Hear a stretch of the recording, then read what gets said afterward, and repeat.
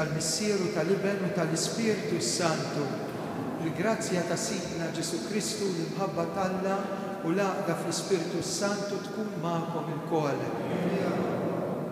Nilqgħukom għal din l-Ewkaristija, issa li se nidħlu fl-ikbar ġimgħa. Il-ġimgħa tat-tama tagħna. Ejjew nimxu ma' Kristu minn ħadd il-passjoni sa ħadd il-għid. Waqt li jinsellem lilkom il-kull wieħed u waħda minnkom, bl-istejjer kollha li għandkom li jinġbartu propju għal din l-Ewkaristija f'dan is-santwarju għażiż, niġbru l-intenzjonijiet li nsellmu lil tant nies kemm Malta, Għawdex u lil mixtuqna li jingħaqdu magħna ħalli jkunu jistgħu jitolbu bl-interċessjoni tal-Madonna ta' Pinu minn dan il-post għażiż. Ħuti, ejjew narfu in-nuqqasijiet tagħna.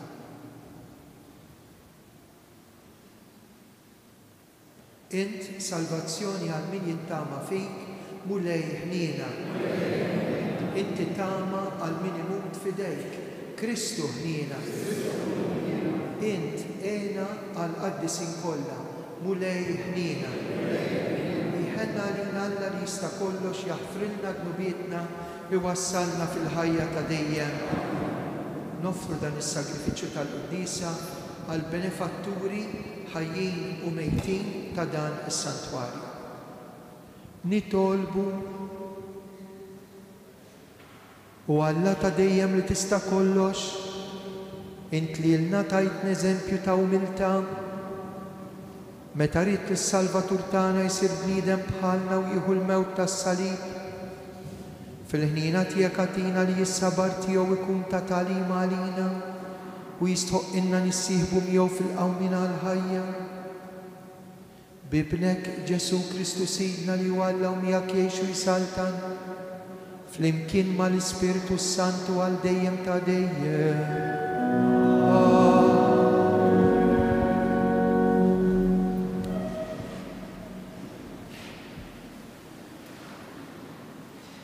L-ewwel qari. Qari mill-ktieb tal-Profeta Iżajja. Sid il-mulej tani l-sien ta' wieħed jitgħallem biex nara f'nejn lillah jien b'xi kelma. Ta' kull filgħodu jqajjimli lil-widinti biex nisma' bħal wieħed jitgħallem. Sidi il-mulej fetaħ li widinti u jiena ma webbistx rasi, ma rġajtx lura.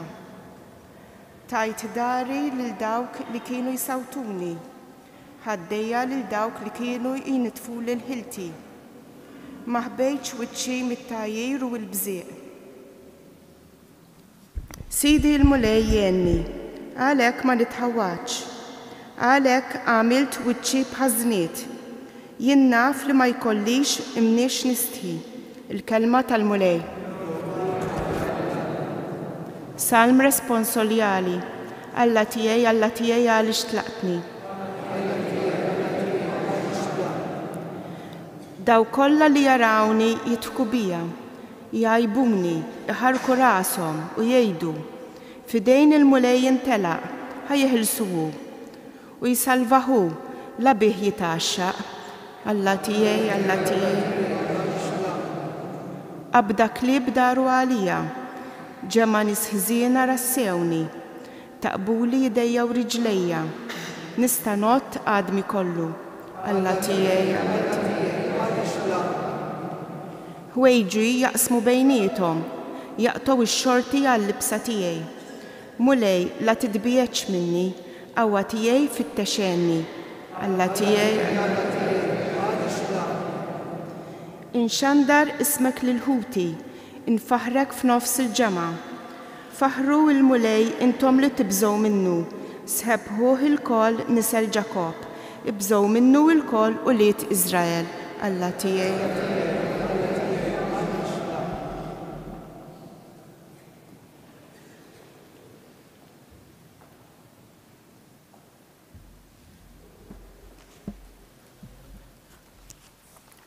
Qari mill-Ittra ta' San Pawlu Apostlu lil Filippin. Ġesu Kristu li għad li kellu natura tal-Alla ma għadx ifittex tiegħu li ju daqs Alla, iżda xejjen lilu nnifsu billi ħan natura tal-sir. Sar jiġbaħ lill-bnedmin u der minn barra bħala bniedem. ċekken lilu nnifsu billi obda sal-mewt, anzi sal-mewt tas-salib. Għalhekk Alla olli sa smewiet u żejnu bl-isem li hu fuq kull isem biex fl-isem ta' Ġesu fis-sema, fl-art u f'qiegħ l-art il-ħlejja kollha jinżlu għarku btejhom u kull il-sin jistqar Ġesu Kristu hu l-mulej għall-glorja ta' Alla il-Missier. Il-kelma tal-mulej. Jekk jogħġobkom qumu bil-wif għall-Evanġelju.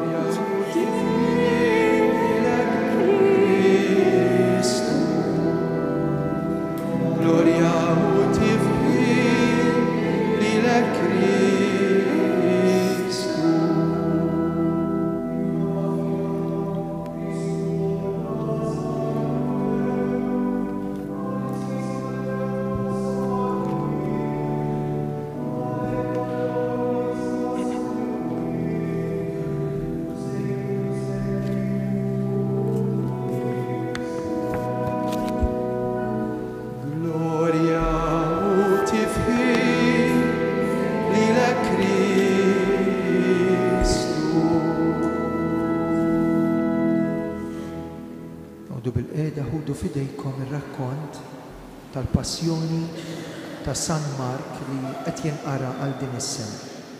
Il-passjoni ta' Sidna Ġesu Kristu skont San Mark. Kienet baqa' jumejn għal-lejt u għall-għażmi u l-qassisin il-kbar u l-kittieba bdew ifittxu kif jaqbdu lil Ġesu bil-qerq ta' magħhom u jagħtuh il-mewt għax bdew jgħidu Ġesu kien qiegħed jiekol għand xmun il-lebruż f'Betanja. Daħlet mara b'vażett tal-alabastru biż-żejt fuq ta' nard pur. Jiswa ħafna. Kisreton il-vażett u ferret iż-żejt fuq ras Ġesu. U kien hemm xi jħud li bdew jitmastlu bejniethom u jgħidu dal-ħala kollu ta' fliħa għalfejn. Din fliħa se tiġġib aktar minn 300 dinar jingħataw lill-foqra. U bdew jeħduha magħha, imma Ġesu qal: ħalluha, il-għala qegħdin iddejquha. Ħaġa tajba għamlet miegħi. Il-foqra ssibuhom dejjem magħkom u tistgħu tgħinuhom kull meta tridu. Imma lili mhux dejjem se ssibuni magħkom. Hi għamlet li setet, dilkit li ġismi bil-fwieħa ddifna minn qabel. Tassew ngħidilkom li kull fejn jixxandar il-Vanġelu fid-dinja kollha li għamlet kull fejn jixxandar il-Vanġelu fid-dinja kollha li għamlet din jingħatu ukoll b'tifkira tagħha. Imbagħad Ġuda l-Iskarjota wieħed mit-tnax mar indaqqal sisin il-kbar biex jagħtihom lil Ġesu f'idejhom. Għal din l-aħbar ferħu ħafna u weduh li jagħtuh xi flus u hu beda jfittex il-waqt tajjeb biex jagħtihom lil Ġesu f'idejhom. Fl-ewwel jum tal-għażmi, meta kienu jassagrifikaw il-ħaruf tal-għid, id-disċipli tiegħu qalulu: fejn tridna mmorru nħejju biex tiekol l-ikla tal-għid? Imbagħad hu bagħat tnejn mid-disċipli tiegħu u qalilhom: morru l-belt, tiltaqgħu ma' raġel li ġor ġarra ilma, morru warajh. wejdu l-sit id-dar ta' fejn taraw dieħel, għallek li mallem, fejn hi l-kamra tiegħi li fija nista' nikol l-ikla tal-għejt mad-dixxipli tiegħi u jurikom kamra kbira fuq, mamra u lesta, ħejjulna hemmhekk. U d-dixxipli marru u daħlu fil-belt u sabu kollox kif kien qalilhom Ġesu u ħejjew l-ikla tal-għejt. Għal-ħin ta' filgħaxija Ġesu ġie ma' 12 u kif kienu fuq il-mejda jieklu qal: Tassew ngħidilkom li wieħed minnkom se jitradini, wieħed li qiegħed jiekol miegħi. Huma bdew isewdu qalbhom u wieħed wara l-ieħor staqsewh. Jaqgħu jien. U qalilhom Ġesu: Wieħed mit-12 li qed ibill il-ħobż fi platt wieħed miegħi, għax bin il-bniedem imur kif hemm miktub fuqu. Imma ħażin għalih dak il-bniedem li permezz tiegħu bin il-bniedem ikun moti f'idejn l-edewwa. Kien ikun aħjar għalih dak il-bniedem kieku ma twieled xejn. Huma u jieklu ħa l-ħobż f'idejh, qal il-barka qasmu newwilulhom u qal: Ħudu, dan hu ġismi. Imbagħad ħalkalċi f'idejh, ratt il-ħajru newwelulhom u l-kol xorbu minnu u qalilhom: Dan huwa demmi, id-demm tal-patt li jixxerret għal ħafna. Tassew ngħidilkom ma nixrobx iżjed mill-frott tad-dilja sa dakinhar li nixrob inbit ġdid fis-salbna ta' Alla. Imbagħad kantaw is-salmi u ħarġu lejn il-għolja taż-żebbuġ u Ġesu qalilhom: Il-koll se titħawdu għax hemm miktub nidrob ir-raj u n-naċi tferxu. Imma wara li nqum mill-mewt immur il-Galilija qabilkom. U qallu Pietru: Ukoll jekk titfixkel kulħadd, jiena ma nitfixkilx. Qallu Ġesu: Tassew ngħidlek li llum dal-lejl stess qabel ma s-serduk ikun idden darbtejn, int tkun ġaġġ ħatni 3 darbiet. Iżda Pietru tenna bil-qawwa kollha: Le, ma nixħdikx, anqas jekk ikolli mmut miegħek. U l-oħrajn ukoll kollha qalu l-istess, waslu f'qasam jismu Ġetsemani u Ġesu qal lid-dixxipli tiegħu: Oqgħodu bil-qiegħda hawn sakemm nitlob. U ħamijow lil Pietru, lil Ġakbu u lil Ġwanni u bdew jaħkmuh il-biża' u dwejjaq, qalilhom: Inħossni mnikket għall-mewt. Ibqgħu hawn u issru. Mexa kemm xejn il-qudiem, inxteħed fl-art u talab li jekk jista' jkun titwarrab minnu dik is-sija u qal: Abba, missier, kollox jista' jkun għalik. Biet minni dan il-kalċi. Iżda mhux li rrid jien, imma li trid int. Ġie ħdejjhom u sabhom reqdin u qal lil Pietru: X'mun rieqed? Ma flaħx tisar sija waħda. Isru jtolbu biex ma titħlux fit-tiġrib. L-ispirtu iva jrid, imma l-ġisem dajjef. U reġa' mar u tenna l-istess talba. Mill-ġdid ġie u għal darb'oħra sabhom reqdin għax għajnejhom kienu tqalbi nas u marfux x'jaqbdu jgħidulu, ġie għat-tielet darba u qalilhom: Torqdu issa u tistrieħu, biżżejjed. Is-sija waslet. Araw li bin il-bniedem se jkun moti f'idejn il-midinbin. Qumu, ejjew immorru. Ara, dak li se jitradini hu fil-qrib. U minnu fih kif kien għadu jitkellem, wasal Ġuda wieħed mit-12 b'ġema' nies miegħu armati bis-sjuf u l-bsaten, mibgħuta mill-qassisin il-kbar u mill-kittieba u x-xjuħ. Issa dak li kien se jitradih kien tawhom sinjal minn qabel u qalilhom: Dak li nbusu huwa hu, aqbduh u morru bih ma' stess tajjeb. Malli imbagħad wasal baqa' sejjer fuqu u qallu: Rabbi. U biesu. Huma meddew idejhom fuqu u qabduh, imma wieħed minn dawk ta' madwaru silet is-sejf ta' daqqa bih lill-qaddej tal-qassis il-kbir u qatalu widintu. Ġesu dar fuqhom u qalilhom: Iskom ħriġtu għal xi ħallien, armati bis-sjuf fil-bsaten biex taqbdu lili. Jien kuljum kont inkun fostkom fit-tempju nagħllem u ma żammejtunix. Imma dan kollu ġara biex isseħħ l-Iskrittura. Imbagħad id-dixxipli tiegħu kollha telquh u ħarbu. Wieħed żagħżugħ mar warajh imgeżwer bliżar biss fuq ix-xejn u qabduh, imma hu telqilhom il-liżar f'idejhom u ħaraperi. Ħadu lil Ġesu għand il-qassis il-kbir u nġabru l-qassisin il-kbar kollha u x-xjuħ u l-kittieba. Pietru kien baqa' miexi warajh mill-bogħod sa ġol palazz tal-qassis il-kbir u qgħad bil-qiegħda mal-qaddejja ħdejn in-nar għasħana.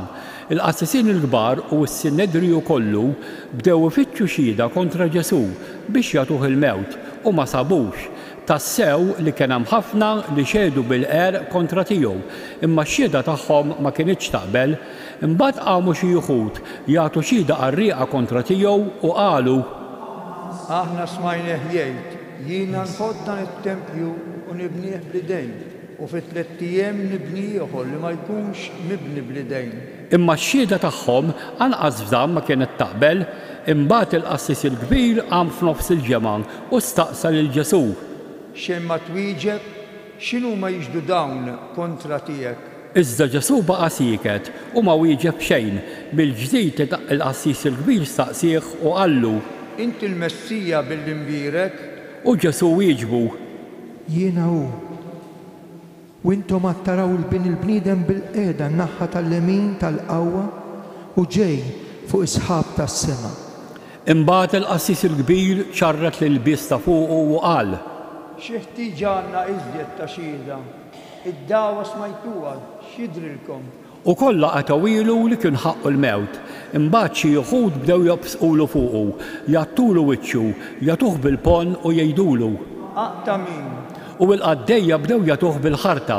Waqt li Pietru kien isfel il-ġewwa mid-daħla tal-palazz, ġiet waħda qaddejja tal-qassis il-kbir u kif rat lil Pietru qiegħed sħana waħlet għajnejha fuqu u qaltlu: Inti wkoll kont ma' Ġesu ta' Nazzaret. Imma Pietru ċaħad u qal: Ma nafx, minnex nifhem x'intejt.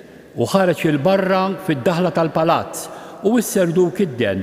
Il-qaddejja ratu u reġgħet bdiet tgħid lil dawk li kienu hemm: Dan wieħed minnhom. U mill-ġdid ċaħad. Wara ftit dawk li kienu ħdejh reġgħu qalu lil Pietru: Tassew, int wieħed minnhom għax int ukoll mill-Galilea. Imbagħad qabad jisħet lilu nnifsu u jaħlef: Jiena ma nafux lil dan il-bniedem li qegħdin issemmu. U minnu fih isserdu kidden għat-tieni darba.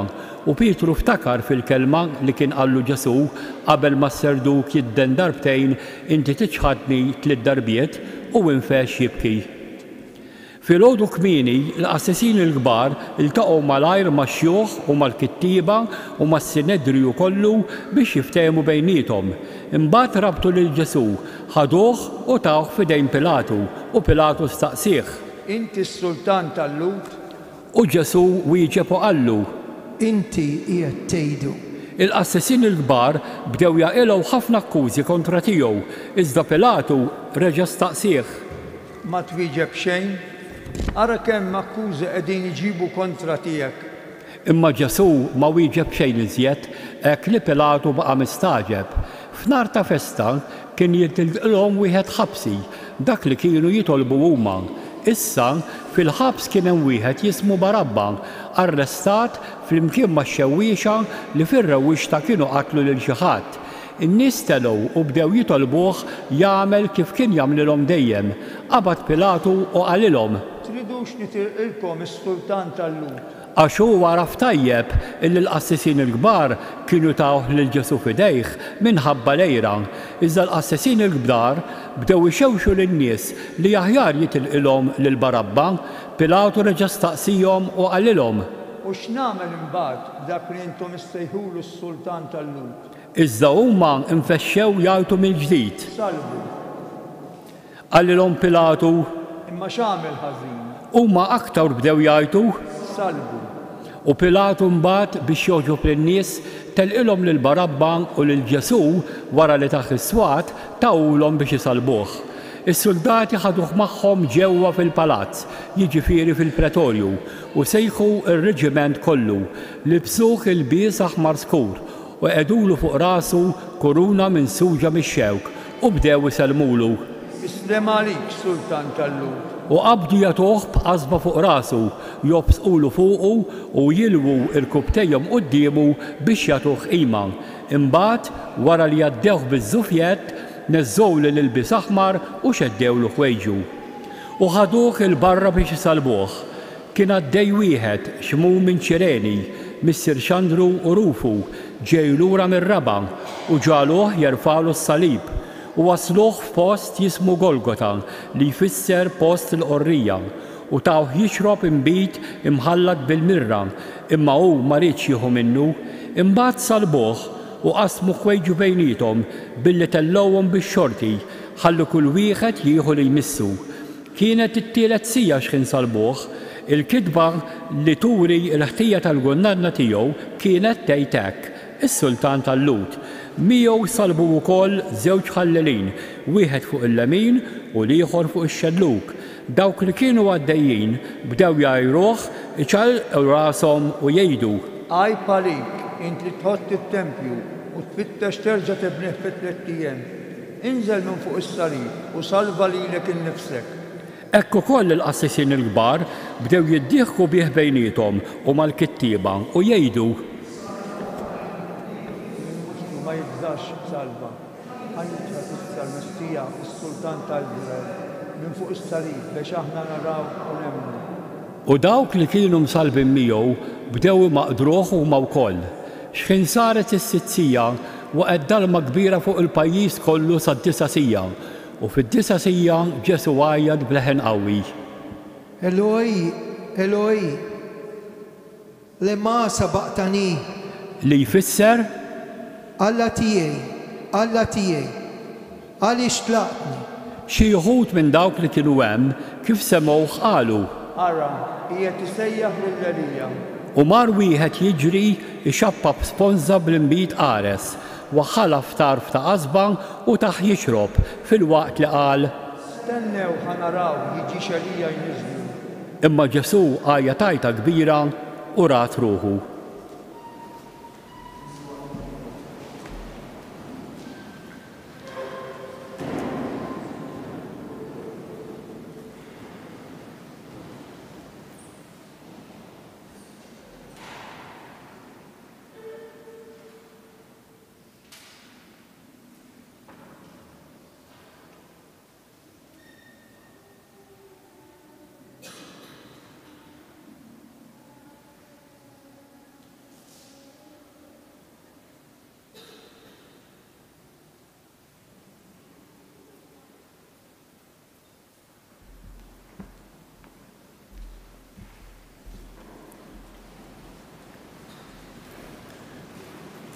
U l-purtiera tas-santwarju iċċartet fit-tnejn minn fuq s'isfel. Iċ-ċenturjun li kien wieqaf biswitu meta rah jgħajjat u mutek qal: Dan il-bniedem kien tassew bin Alla.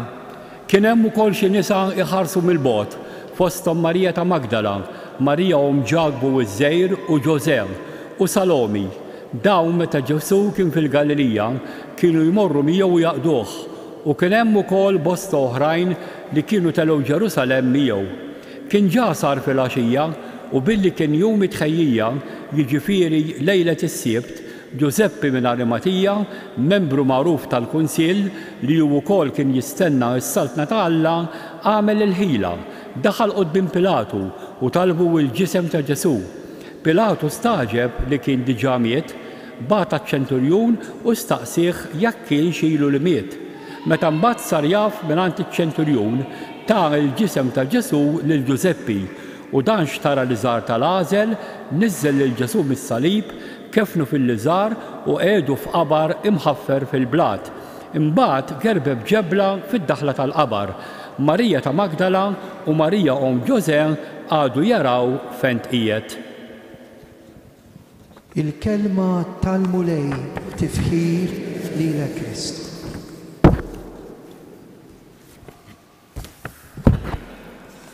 Ir-ġrajja li qrajna dis-sena meħuda mill-Vanġelu ta' San Mark. Kontinwament hemm domanda: min hu Ġesu? U jien se nżidilha kelma. Min hu Ġesu? għalik. Minu dak li tela fuq is-salib biex jifdik? Minu Ġesu illi l-folla wara li għajtet osanna, ftit wara għajtet salbu li bemilna naklamawh daqskemm insalbuh. Minu Ġesu għalik jekk qam u rxox ta' rebbieħ fuq il-mewt. Ir-rakkont ta' San Mark ipoġġina biex immissu bidejna l-ewwel nett dak li Ġesu għadda minnu.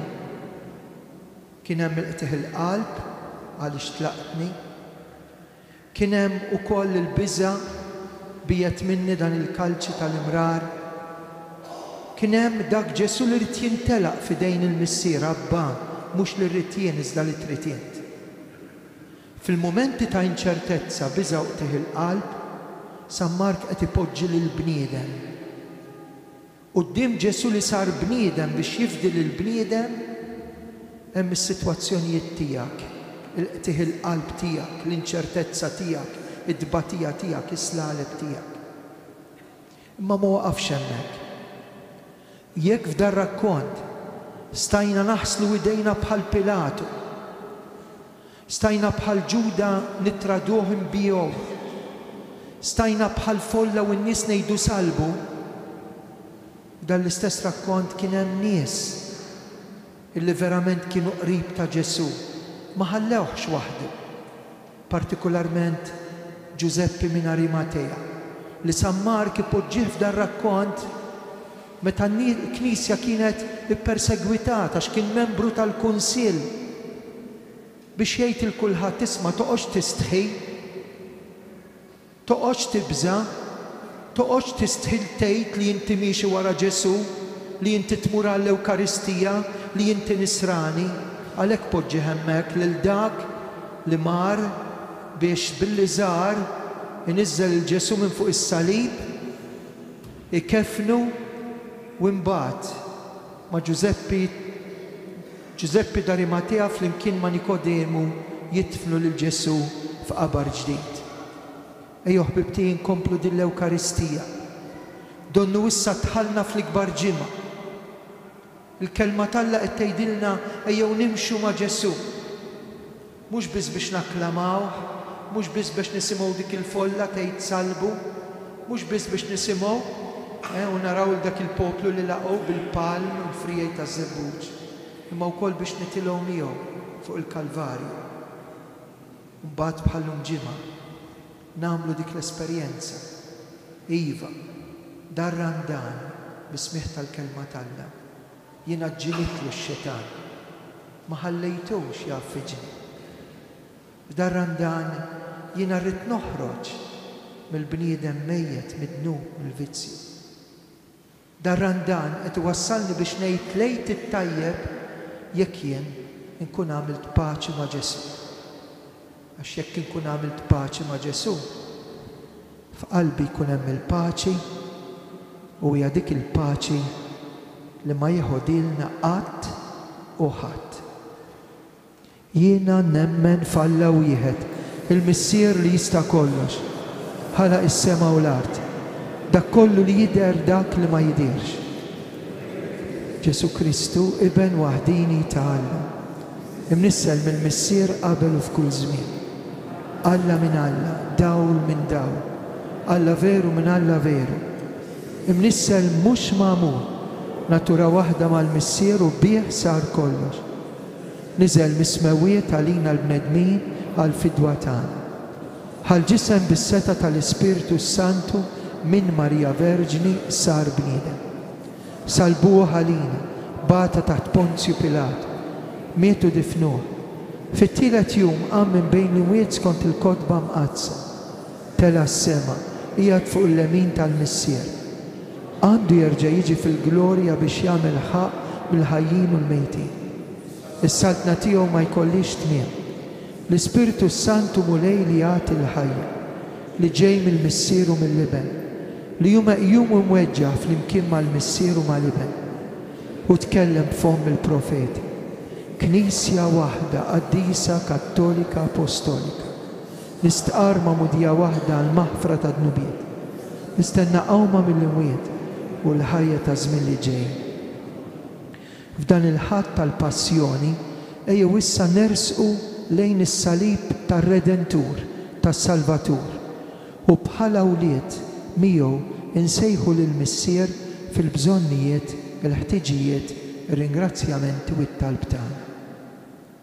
Nitolbuk għall-Knisja kollha li f'din il-ġimgħa ix-xandar it-tama tal-passaġġ mis-salib għal qawmien biex tkun tista' twassal il-Vanġelu tal-ferħ u l-ferħ tal-Vanġelu l-aktar lill-qlub tal-midinbin.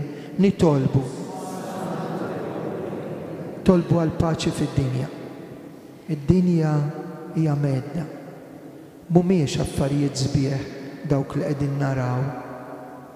Mhumiex affarijiet sbieħ li jserħu l-moħħ dak li d-dinja għaddejja minnhom bħalissa. Ġesu ġie biex id-dinja ssib il-paċi. Jew nitolbu biex jisktu l-armamenti, mhux biss fl-art ta' Ġesu imma fid-dinja kollha. Nitolbu għal paċi tal-midneb. Din hija l-ġimgħa li l-palm u ż-żebbuġ għandhom juruna l-qawwa li tagħti l-grazzja u l-maħfra tal-Alla biex il-koll kemm aħna nniedma u sobina nitħabbu ma' u bejnietna. Nitolbu. Ġesu miet biex il-mejtin jirxu xtaq. Minn dan is-santwarju għażiż, is-santwarju tal-Madonna ta' Pinu, mnejn il-Madonna semmet leħina biex turina li għandna nersqu lejja. Nitolbu għal benefatturi, għal tant nies li ħallew il-petizzjonijiet miktuba f'dan is-santwarju, għal dawk li ġew matul din il-ġimgħa u llum fosthom int li qiegħda hawn li qiegħataw u għandek il-bżonn tal-grazzja, it-talb f'riġlejn il-Madonna. Jew nitolbu għal dawk li ġew jitolbu ma qalowx, dawk li jinsabu f'xi diffikultà, f'xi problema, tilfu l xi ħadd għażiż, dawk li qalulna nitolbu għalihom, dawk li jsegwuna u dawk li m'għandhomx min jitlob għalihom. Nitolbu issimgħana fiskiet nagħmlu l-aħħar talba tagħna. Dan nitolbulek bi Kristu Sidna.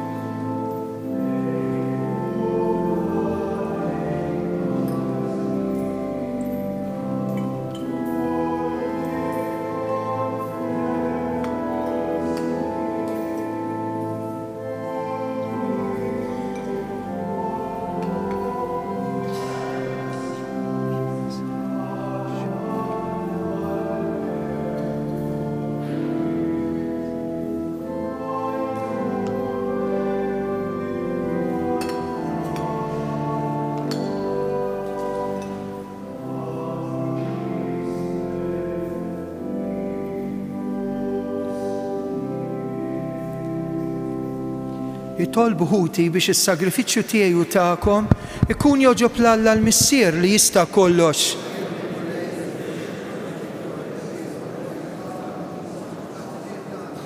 Għal passjoni ta' ibnek taffi issa l-korla tiegħek għalina mulej, mhux għax jistħoqilna minħabba xi emil tagħna, iżda bil-qawwa tal-ħnina tiegħek bi Kristu Sidna. Il-mulej ma'kom. Nerfo lubna l-fuq. Iż-żuħajr lill-mulej Alla tagħna. Sewwa xieraq mulej Missier Qaddis Alla ta' dejjem li tista' kollox. Tajjeb u taġita s-salvazzjoni tagħna dejjem kullimkien inroddulek ħajr bi Kristu Sidna. Waslu l-jiem li fihom niċċelebraw il-passjoni li bija ibnek salvana. Waslu l-jiem li fihom niċċelebraw il-qawmin glorjuż tiegħu mill-imwiet. Jiem li fihom issir ir-rebħa fuq is-supervja tal-għadu qadim tagħna u nfakru l-misteru tal-fidwa li tagħna Sidna Ġesu Kristu. Għalhekk mal-anġlu u l-qaddis ninfaħruku bil-qalb intennulek qaddis. Qaddis, qaddis, mulej Alla tal-eżerċti, is-semawwiet u l-art mimlija bil-glorja Tijek. Osanna fl-oli tas-semawwiet.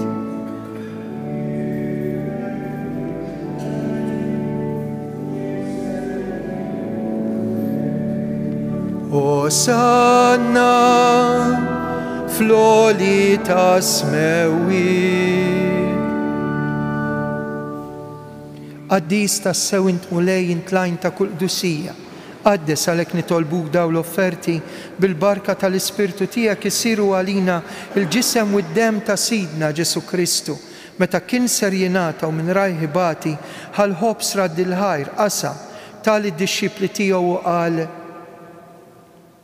ħudu u kulu il-koll minn dan, għax dan huwa ġismi li jingħata għalikom.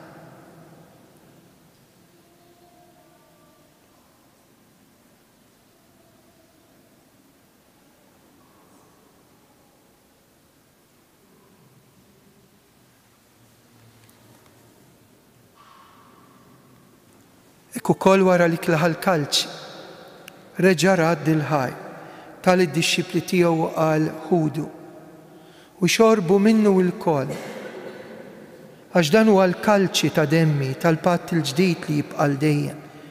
Id-dem li jixxerret għalikom u għall-bnedmin kollha għall-maħfra ta' dnubiet, għamlu dan tifkira tiegħi.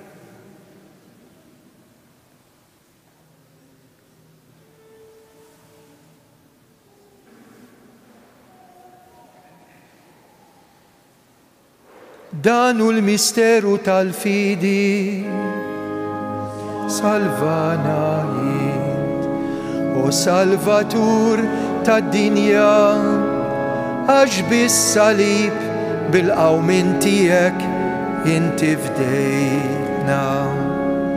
Għalhekk aħna u nagħmlu dan tifkira tal-mewt u l-qawmien ta' Sidna Ġesu Kristu, nofrulek il-ħobs tal-ħajja u l-kalċi tas-salvazzjoni u roddulek ħajra xogħġbok tilqana hawn quddiemek biex naqduk.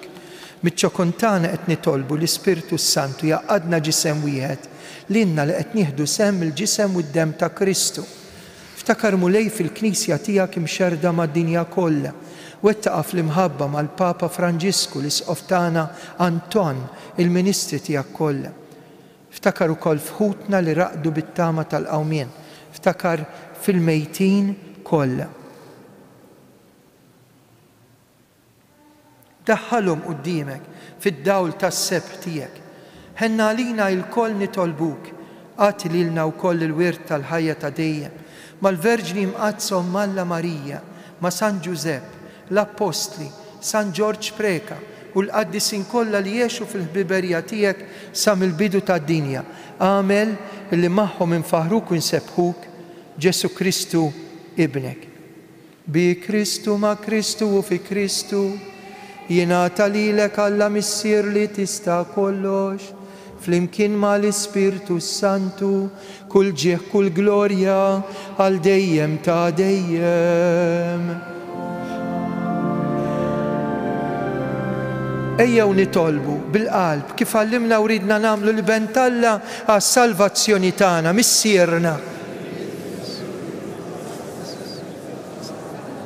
Ikun li tridienek fis-sema ejna fl-ard, ħobżna ta' kuljum atina llum, aħfrilna d-dubietna bħalma naħfru l-minuħati għalik. Eħlisna nitolbuk mulej minn kull denja, atina fit-tieba l-ħnina tiegħek paċi fi żmienna. Inkunu ħilsa dejjem midnub imħarsa minn kull inkwiet, aħna nistennew nittamaw lena u l-miġja tas-Salvatur tagħna Ġesu Kristu. Mulej Ġesu dak li qed l-apostla qed tgħidu lilna. Inħallilkom is-sliem, natikom il-paċi tiegħi. Tħarix lejn dnubietna, iżda ħares lejn il-fidi tal-Knisja tiegħek. rappreżentata hawn f'dawn il-familji. Għatija sliem, għatija laqda li jintrid fija. Int li tgħix fis-saltan għal dejjem ta' dejjem. Il-palm u żebbuġ partikolarment ifakruna fil-paċi. Imma d-dinja ma sabitx il-paċi. Walek ejja waqt li nagħtu dan is-sinjal nawguraw li d-dinja u l-bniedem u l-midneb isib il-paċi ma' Alla. Għax kien kunu paċi ma' Alla, żgur li jiqfu l-gwerer bejnietna u fid-dinja. Il-paċi tal-mulej tkun dejjem magħkom. Għatu sinjal ta' paċi l-xulxin. Ħaruf talla li tneħħi d-nubiet ta' dinja ħenna għalina. Ħaruf talla li tneħħi d-nubiet ta' dinja ħenna għalina. Ħaruf talla li tneħħi d-nubiet ta' dinja danu il-ħaruf talla. Danu li jneħħi d-nubiet ta' dinja ħen jindawk mistiedna għal dilikla tal-ħaruf mulej.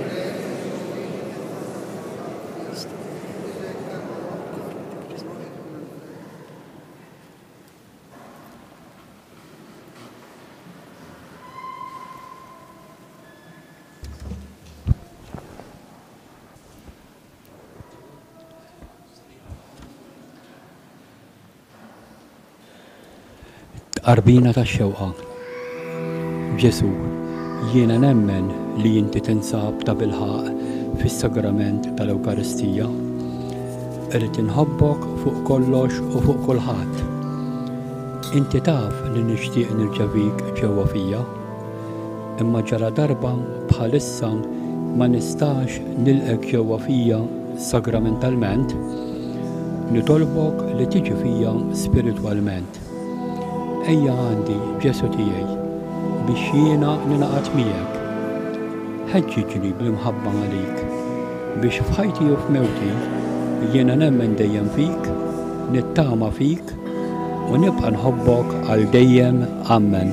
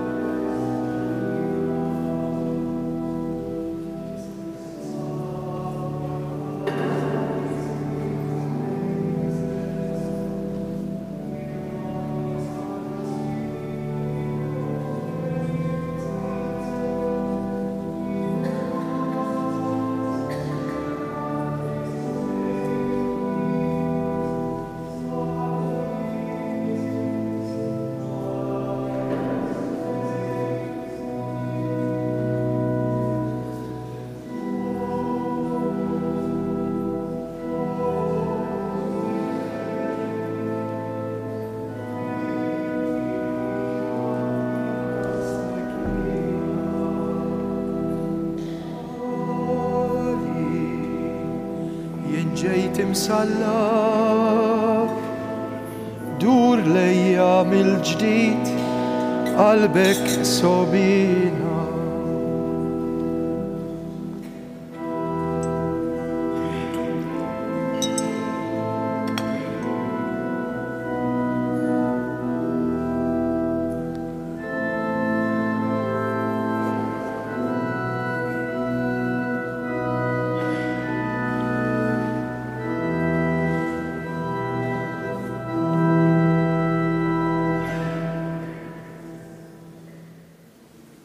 Nadurawk o Ġesu imberkuk.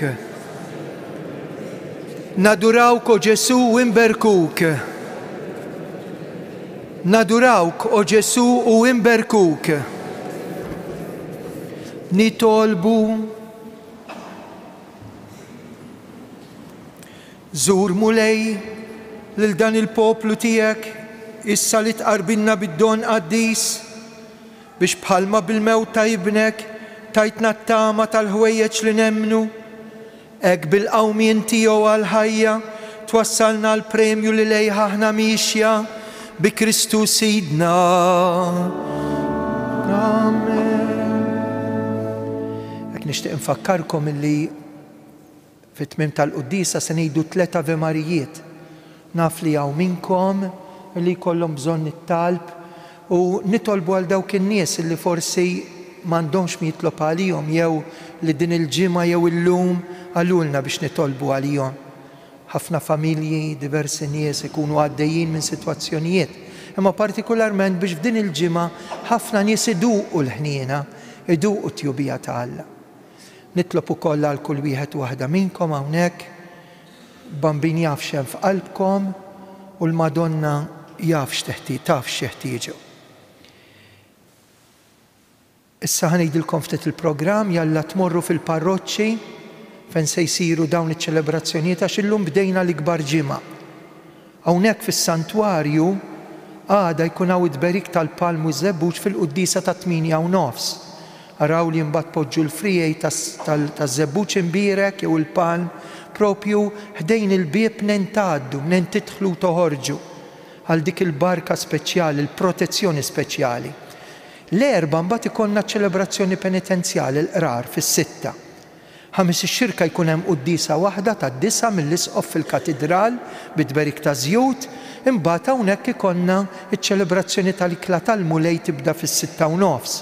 Il-ġimgħa l-kbira fit-3 l-azzjoni liturġika tal-passjoni bl-adorazzjoni tas-salib u sibti lejt bħallum ġimgħa nibdew fil-għaxija ikun il-ħin fit-8.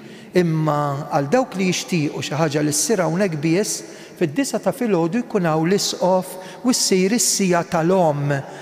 Nisru ma' Marija huwa mument sabiħ li jsir hawnhekk f'dan is-santwarju dedikat lil Madonna.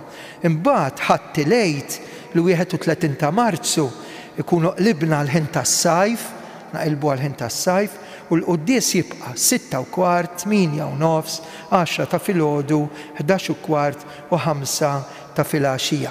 Dawk li għandhom buqari id-dar jew bella donna jew xi tip ta' wart ieħor ġibuh ħalli nirranġaw l-altar hawnhekk li huwa l-artal ta' ripożizzjoni. L-artal fejn se jkun hemm l-Ewkaristija propju fil-lejl ta' ħamis ix-xirka u l-ġimgħa filgħodu. It-tlieta nhar it-tlieta fis-7 ta' filgħaxija min jista' jġitina daqqa tgħid se jkun hawn il-ħasejl it-tindif tas-santwarju. Ħalli kull min jiġi jsib dan il-post dinjitus nadif u aħna kull meta niġu nżommuh nadif tħallux tixjus jew affarijiet oħra fil-bankijiet. Id-dar tal-Alla, id-dar tal-Madonna hekk jixirqilha. Il-mulej magħkom. Iberikkom Alla li jista' kollox, il-Missier l-Iben u l-Ispirtu Sant. Slima lik Marija bil-grazzja mimlija l-mulej miegħek. Imbirkint fost in-nisa mbierak il-frott tal-ġuf tiegħek Ġesu. Slima lik Marija bil-grazzja mimlija l-mulej miegħek, imbirkint fost in-nisa imbierak il-frott tal-ġuf tiegħek Ġesu. Slima lik Marija bil-grazzja mimlija l-mulej miegħek, imbirkinti fost in-nisa u imbierak il-frott tal-ġuf tiegħek Ġesu. Madonna ta' Pinu, Sultana tal-familja, ħarstek fuqna, morru għejxu fil-paċi ta' Kristu.